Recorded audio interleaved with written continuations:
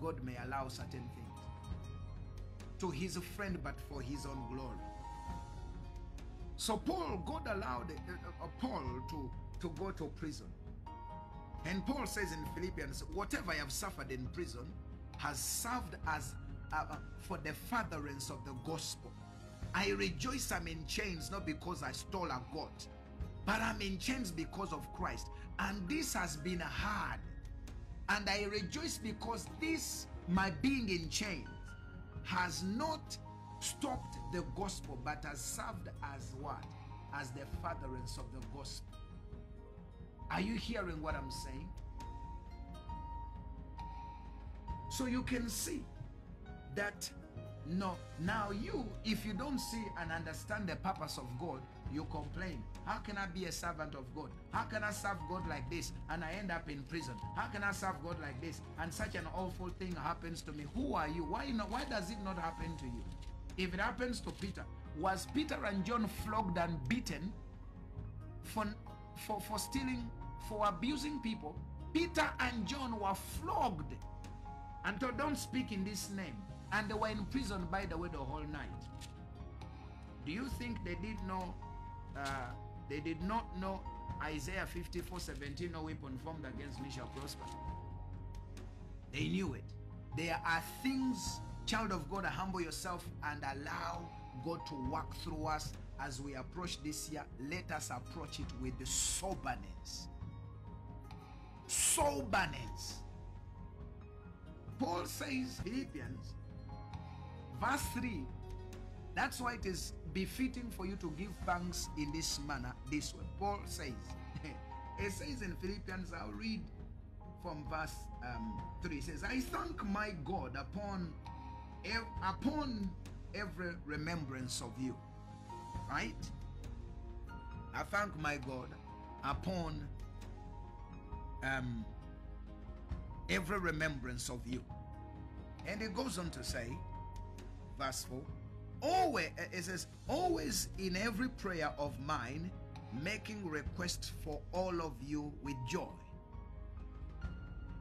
Verse 5, it says, for your fellowship in the gospel from the first day until now.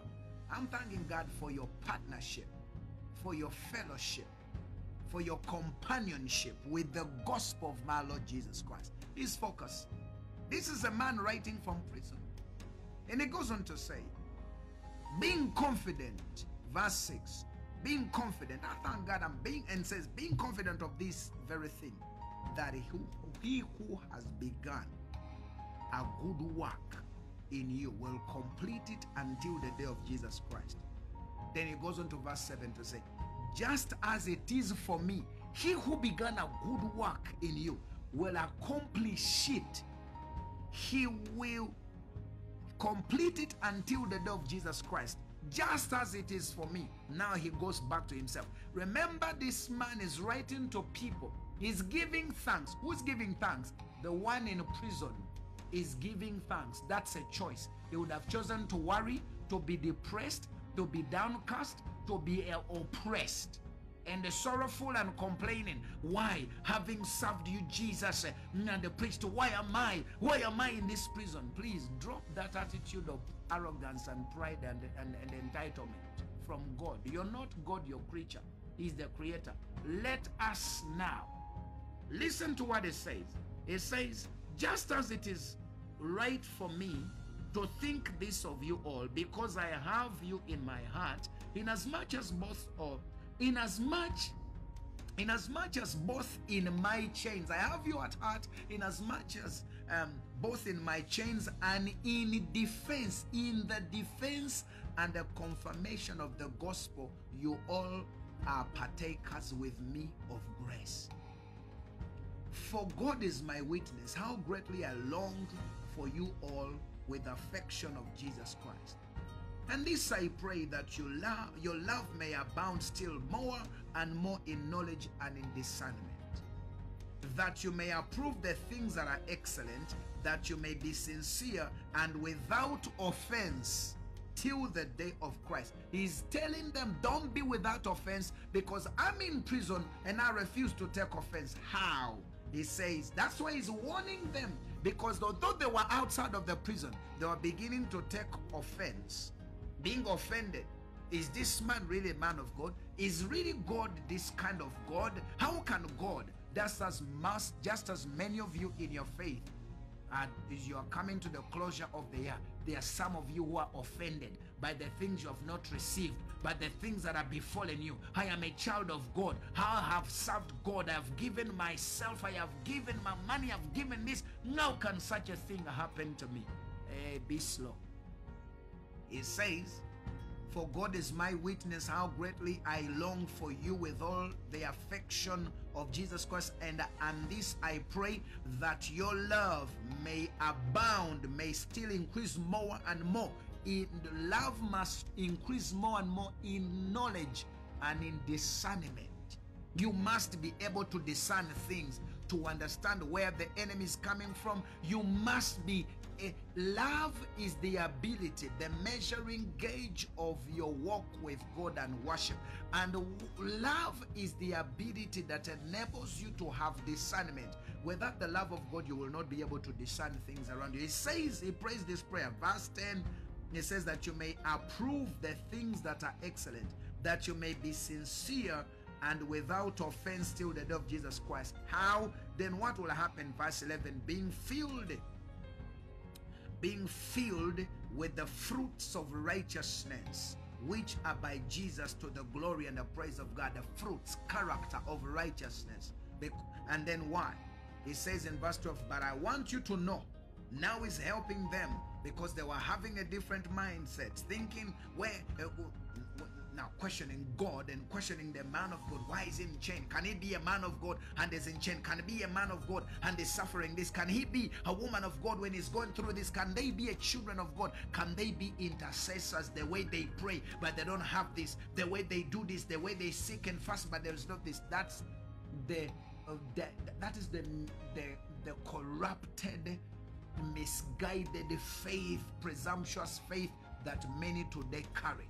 How can you be an intercessor? How can you give yourself to God? How can you be preaching God like this and then these things befall you and then you lose a son? How can he be a preacher and then he loses his child? How can he be such and such and then his children are going this way? Listen, Paul says, but I want you to know, brethren, verse 12, everybody see. It says, but I want you to know, brethren, that the things which happened, he wants them to know. He's addressing that issue, that presumption. He's clearing the presumption that is existing among the Philippians. He says, I want you to know, brethren, that the things which happened to me have actually turned out. They happened to me. They were awful. They were evil. They didn't seem God was in them. And it says, but they have actually turned out for the furtherance of the gospel. Paul has remained in prison. His circumstance has not changed, but what has happened to Paul has actually turned out for the advancement, the furtherance of the gospel. Do you understand me? This is a person who now, this is the true exemplification of being a bond servant of Jesus Christ. Are you a servant? Or you claim to be a servant? A minister means is a servant. Ministry means a service. And the servants in that ministry serve as a servant. So Paul says, I'm a bond slave. I'm a slave to the gospel. I'm slave to Jesus Christ. Can we say the same? When we still have this entitlement, how can this be? Paul says, but I want you to know, brethren, that the things which happened to me have actually turned out for the furtherance of the gospel. He's not caring about himself, provided the gospel is furthered. The gospel is advanced. Can we say the same today? That, Lord, the things that I have suffered, it doesn't matter what has happened to me, but my behavior, my response to what has happened to me, has it furthered the gospel? Is the gospel, because the gospel is not when you stand on the pulpit and preach. The gospel is in your lifestyle, how you exemplify Christ in the lives of other people. What has happened to me? What has happened to you? People are watching you. How you respond, your reaction. Has it furthered Christ in your speech, in your behavior? Has it drawn people to Christ? Because remember, the theme of the book of Philippians is Christ first.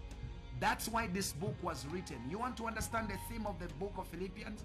This is the entire summary of the book in 3 things. Christ first, others second, me last. That is what they call conformity to Christ's likeness. That's what they call spiritual maturity. To become mature is to live for Christ, others, and you last.